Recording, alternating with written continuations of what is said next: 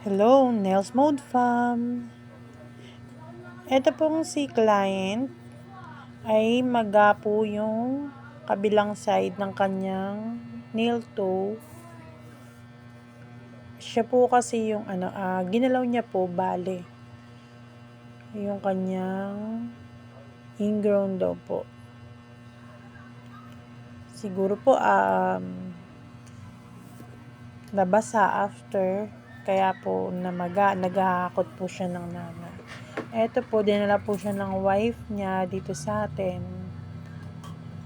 Hindi pa naman siya ganun ka magang-maga talaga na pero nagnanana na rin siya. Kaya, pumayag po tayo for cleaning. Chinek rin po natin. Tinanggalan natin ng dry skin. And, gamot din. Nilagyan din natin ng gamot after.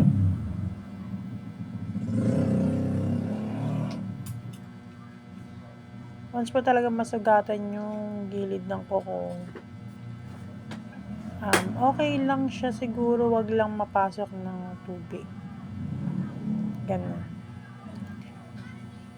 Kasi sa akin, pag gumagawa ako sa sarili kong kuko, malalim din yung baon na ingrown niya eh. Hindi mo maiiwasan na medyo masusugatan, masakit, ganyan. Masakit naman talaga matanggalan ng ingrown. Pero iiwasan nating mababasa. Kasi pag pinasok ng tubig yan, sugat yan eh. Pag pinasok ng tubig yan, may chance na mamaga.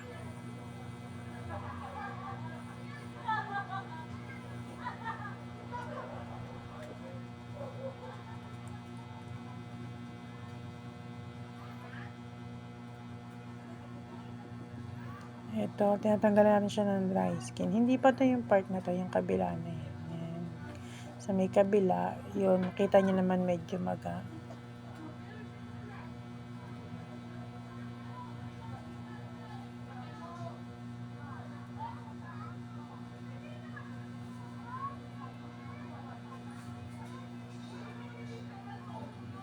Eto talaga.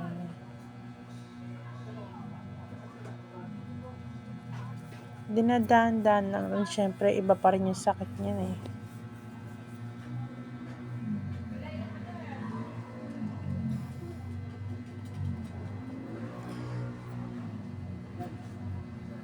Medyo napapaangat nga si client dito eh.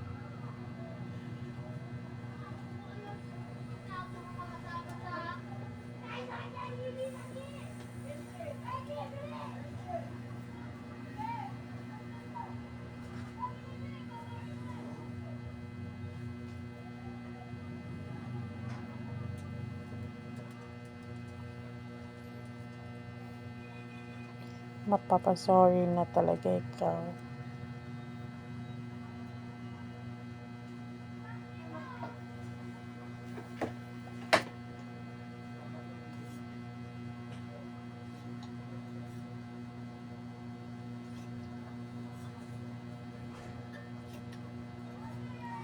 Dito nag-decide ako na medyo bawasan namin yung gilid na part kasi nga pinapasok din naman, nakasiksik yung dumi. Tsaka baka mamaya meron siya dun nagalaw niya ingrown, hindi niya fully natanggal.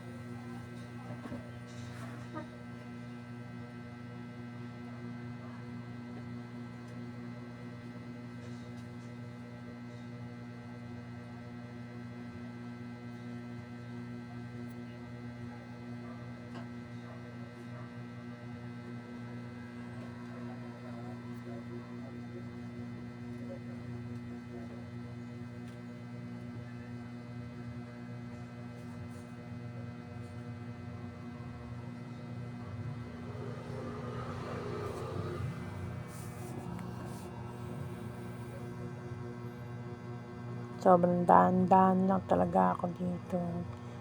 Kung magaan yung kamay, mas ginagaanan pa kasi masakit tumingin. Kaya naman daw.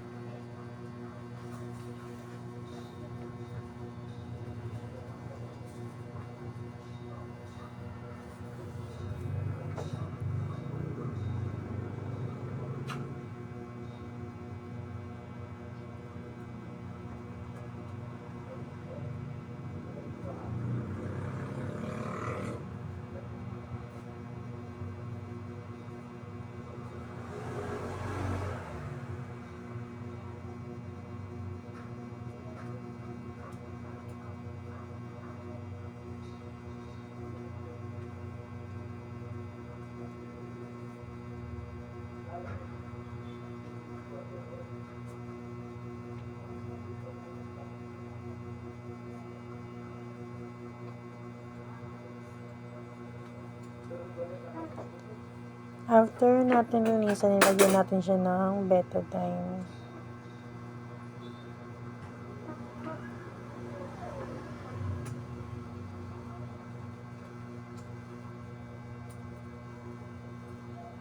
Nagtatanggal tayo ng dry skin kasi nga makati pa rin daw.